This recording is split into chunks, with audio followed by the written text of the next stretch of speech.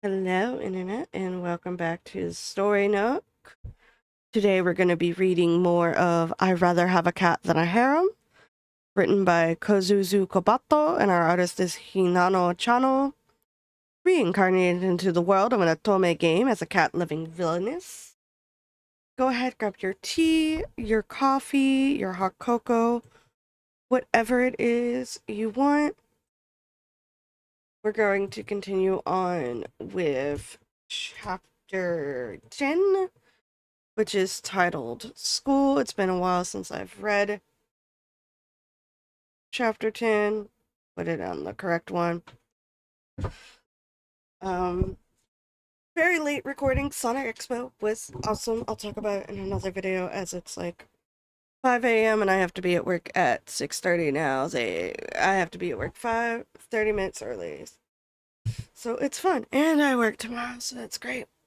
I just haven't gotten up and done anything at my computers. The afternoon sunlight filtering through the trees from the clear sky above cast beautiful shadows across the cloister floors, circling the courtyard. Amy had finished her foreign language class and was enjoying tea with her friend on the lounge terrace that overlooked the courtyard. They were surrounded by other ladies around the same age. Apart from the classes, the other school facilities were co-ed. The boys, however, were rarely brave enough to venture here, as it was always full of girls, so it had, for all intents and purposes, become a relaxing, comfortable, girls-only room. The room looked magical with the ladies in their neat, school-appropriate dresses, holding teacups in one hand and whispering and giggling behind the other. The tables were covered with firm tablecloths, and employees were stationed next to them specifically for serving the ladies. The room was designed with calming colors that had a certain lightness to them. And on display were always tastefully arranged flowers that had been grown on the school grounds. There was a piano at the end of the room, and a girl who knew how to play often performed songs there after being begged by her friends. The tune drifted over the spacious terrace and into the courtyard. Each time she came here, Amy thought it felt like a fancy boutique hall than a school lounge. Amy's friend giggled.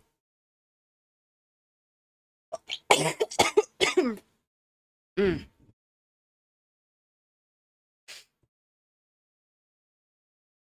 Your mind is somewhere else today, worrying about Tigger again.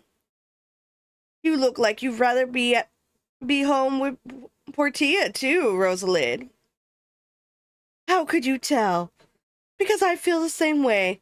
Amy's companion, laughing and raising her cup to her lips, was Rosalind, the daughter of the Earl of Noailles. Like Amy, she was 14, with brown hair, brown eyes, and features that were plain and rather indistinct. Rosalind wasn't a knockout beauty, but she wasn't hideous either.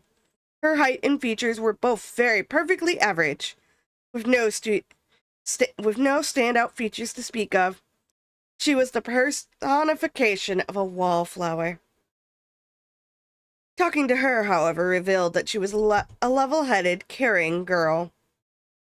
Rosalind was the oldest daughter in her family with several younger siblings, but she got along surprisingly well with Amy, who was the youngest child herself.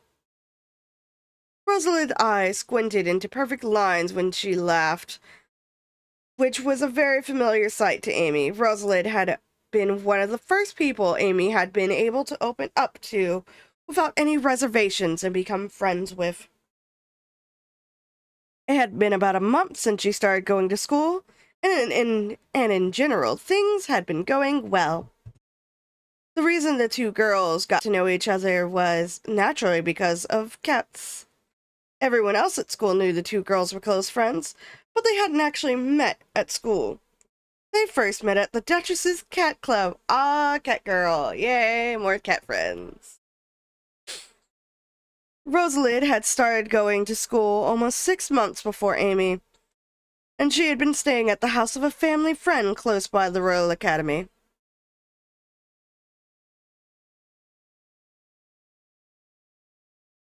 When Rosalind had gone out with the lady of the house on one of her days off, they stumbled across an injured cat. The territory of the Earl of Knowles was an area lush with nature, and its local specialty was beef and dairy products. Rosalind was raised in that environment with a love for animals, so abandoning the small, ill-fated creature wasn't even an option in her mind. After all, cats could always be useful for catching mice that holed up in the feed shed. Yep, working kitties. A veteran rushed in to help the cat, and at his side was Amy, who was at the time training in healing magic and working as an assistant through the cat club. The injured cat was treated with Amy's magic, and after several days of observation at the veteran's office, was taken to the Duchies of Cloverdale's estate. The cat ended up there because, although she had been a little wary of people at first, she got used to them quickly and showed no discomfort at being indoors, so they suspected she had been a domesticated house cat. It was already common practice in the royal capitals for owners looking for a lost cat to visit the Duchess, so Rosalind entrusted the cat to her, hoping it could be reunited with its former owner. But Rosalind's hopes were dashed. A month went by and no one had came looking for the cat. Nor had anyone heard of someone looking for a missing cat. In the end, Rosalind, who had come back to visit her many times, and had developed quite a bond with her, decided to adopt the cat herself. The cat had bright orange fur and hazel eyes. She had a tabby patterning on her fur, but the stripes were more subtle. She had white patches at the base of her neck, at the ends of her legs, and on her belly. Like Rosalind, the cat wasn't show-stopping, but she had an adorable face. The cat was named Portia, and after she had made a full recovery, she started showing more of her mischievous side, which often grieved the lady of the house. But eventually Portia, who did what she pleased and could whip out heartbreaking puppy dog eyes at the drop of a hat, had everyone in the house wrapped around her paw.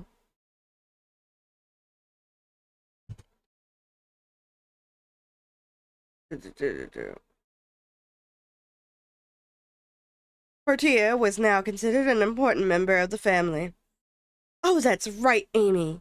The prototype toy with feathers you gave me the other day was a big hit with Portia. I'm so glad. I thought she would like it because Tigger's crazy about it. Does she have a preference for the color of the feathers? No, not really. But if I could choose, I'd definitely make it the same shade of orange as Portia. Then I'll have to make mine black, so it matches Tigger's stripes. The two girls giggled and chattered on. They almost always talked about their cats. The topics that swirled around the other tables, gossip, trends in the Royal Academy, in the Royal Capital, and prospects of their future husbands, were never brought up with these two. A high-pitched voice suddenly interrupted their discussion of cats. Do you see that? Eating sweets like a glutton.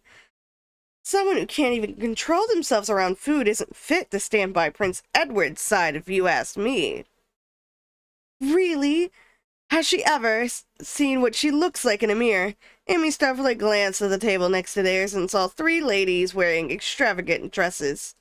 She had felt stares coming from them the entire time she had been sitting there. She didn't recognize their faces, so she figured they must have recently enrolled. There weren't many girls at the Royal Academy, so Amy had quickly learned the names of a few dozen female students who attended. Rosalind had been impressed by how quickly Amy had memorized their names, but this was nothing compared to the all-girls school from her previous life, where her first-year class alone had around 150 students. Here the girls even had a wide variety of hair and eye colors. Their scornful gazes were also thrown at the tea set that had been placed on Amy and Rosalind's table. The lounge doubled as a tea room, so they could also get snacks like cakes or fruit on the side. Rosalind also had only had tea, but Amy had one of the caramelized nut-filled tarts in front of her. The tart had a plain appearance, but had deceptively high calories. Cocooned in a rich dough made from brown butter and a jam packed with caramel nuts. 4 years had passed since the initial tea party, and Amy was still considered a fiancé candidate. In fact, she was the only fiancé candidate left. She knew they were aristocratic families and noble ladies who had reservations toward her for that reason alone. More than anything else, their attitudes stemmed from the big difference in social status between the royal family and her father's rank, that of an earl. Can't she even dance with such a heavy body? What if she steps on her partner's feet? She'd break his foot. Although Amy's rotund, almost sumo-esque figure of childhood was no more, she was still chubby and had a round and pinchable cheeks. She understood the temptations these girls felt to say something mean about her. A chubby girl enjoying delicious food, especially when they were putting their hearts and souls into strict diets. Amy had agreed with them that everyone in the Lucian royal family should look beautiful. Edward was beautiful, so he should choose someone who looked equally so beside him if that's what his heart desired.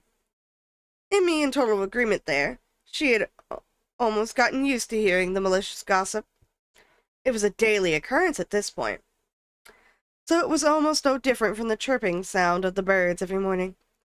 Well, they're not wrong, Amy muttered quietly, gazing in the distance and not looking hurt at all. Amy, Rosalind chided, looking outraged on her behalf. Amy thought the girls were probably annoyed they weren't getting the reaction from her they were hoping for, because they continued bad-mouthing her loudly.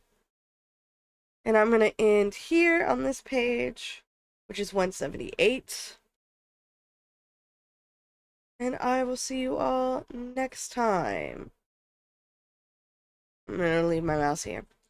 But all of you, have a great day. Remember to stay healthy. Drink your water.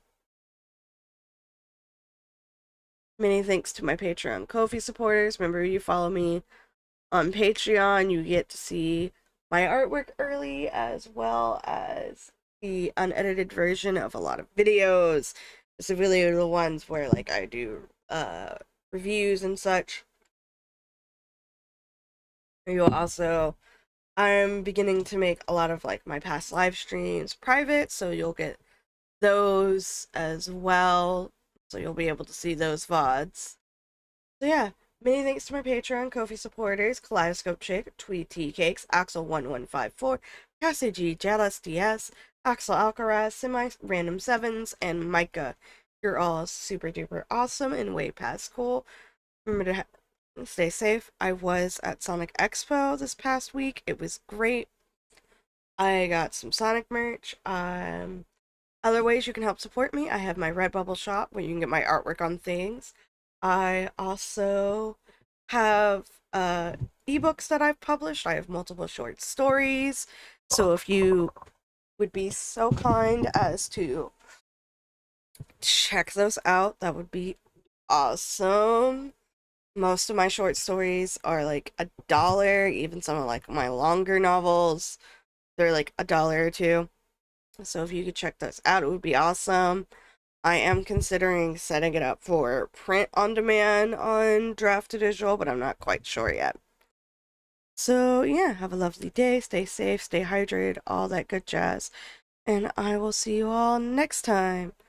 Oh, in the description, I added a form so you guys can suggest and give me books and stuff that you would like me to read.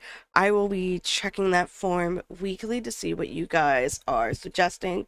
Feel free to recommend books, anything you find on the Internet Archive. I got some from Gatzenberg, and feel free to recommend fan fiction you want me to read too, and I will read. I will read it. So yeah, bye.